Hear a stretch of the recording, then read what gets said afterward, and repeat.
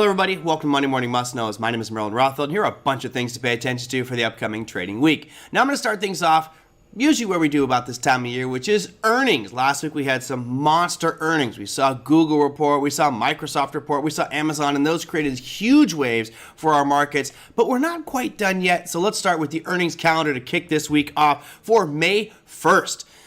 1,594 companies reporting this week, and we start things off on Monday with Stryker, Vertex, Arista Networks, and Diamondback Energy. Tuesday brings you Pfizer, AMD, Starbucks, BP, Uber, and Marathon Petroleum. Wednesday, you've got Qualcomm, CVS, Estee Lauder, Kraft Heinz, Phillips 66, and MetLife. And on Thursday, the Big Daddy, Apple Computers reporting earnings. You also have Square or Block, Shopify, Shell, ConocoPhillips, and Anheuser-Busch. Let's see how the fallout goes from their latest ad campaign, which are getting a lot of backlash on. And on Friday, you've got Berkshire Hathaway reporting earnings. So that's your major stuff coming out with regards to earnings for this week. Of course, all eyes will be on Apple on Thursday. It is one of the heavier components of the Dow and other indexes as well.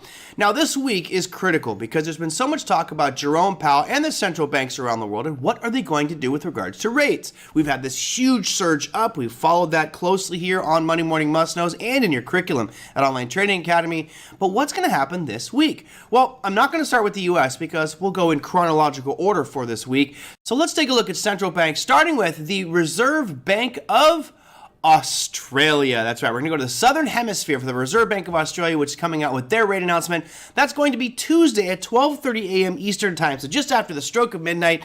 And this one's important because they have stopped raising rates. At least that's the expectation. It looks right now like the expectations are going to be 3.6% for the Reserve Bank of Australia. And of course, as they start to slow down, that may be a sign that other banks are going to slow down. But really, that's not as critical as this next one, which is going to be the FOMC statement. That's right. Our rate statement for our central bank here in the U.S. is coming out Wednesday at 2 p.m. Eastern Standard Time.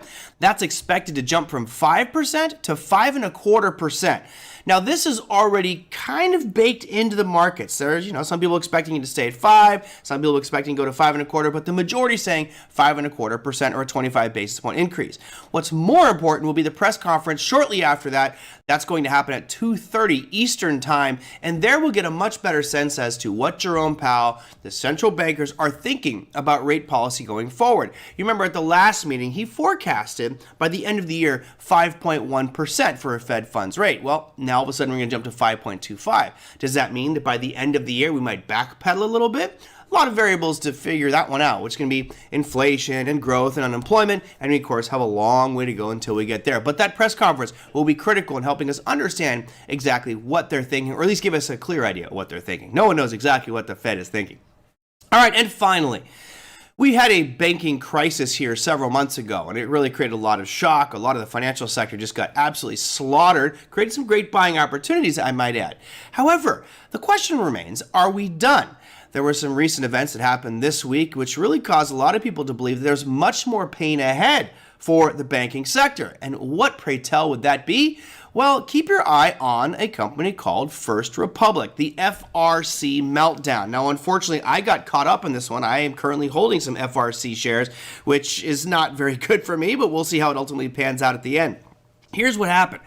First Republic, obviously a very large bank, got caught up in that meltdown because of withdrawals. Deposits were there, but they were getting yanked out by customers who were fearful. So that huge run on their bank took out a ton of the assets which they used to generate income. Now you notice the sharp decline here. This thing was up over $220 per share, presently trading right around $4 per share. I'll zoom in a little bit clearer here so you can see kind of what happened over time. This chart now shows us from about $150 down to current price, but really this is what happened last week. Opened up Monday, things looked okay, and then it just absolutely fell apart on their earnings on Tuesday, and now the concern is it's going to go into receivership. Now, what is receivership? Well, receivership is where the FDIC and regulators take over the bank, essentially putting into a state of bankruptcy.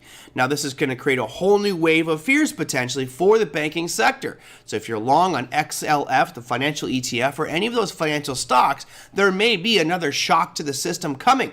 most people felt, including myself, that we were out of the woods with this because you had Janet Yellen, the Secretary of the Treasury, you had Jerome Powell, the Chairman of the Federal Reserve, you also had the FDIC and our president and government say, we'll bail out any bank. Everything's fine. We're going to backstop this whole system. And all of a sudden, it looks like another one could go under here shortly, which might create a lack of confidence in regulators to contain or control the situation with our financial markets and banking specifically. So keep your eyes on First Republic this week. It may have some issues, and if it goes to receivership, that could send some shocks through the financial markets, creating even further downside moves. That, my friends, is your Monday morning must-knows. We'll see you next week.